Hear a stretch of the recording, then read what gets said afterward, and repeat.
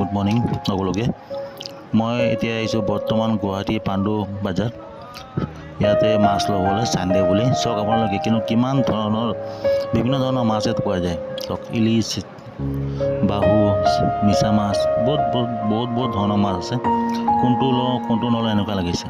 মাছ এনেকুৱা ধুনীয়া ধুনীয়া মাছ ওলাইছে আৰু এনেকুৱা ভিৰ, মানুহে আজি চানডে বুলি মাছ ল'ব আহিছে। চাওক কেনেকুৱা ভিৰ, মাছ ল'বই পৰা নাই, ভালকৈ চাব পৰা নাই। তথাপিও চাইছোঁ আৰু মাছ ল'লোঁ, কিন্তু এনেকুৱা ভিৰ মানে চানডে বুলি বাপৰে বাপ।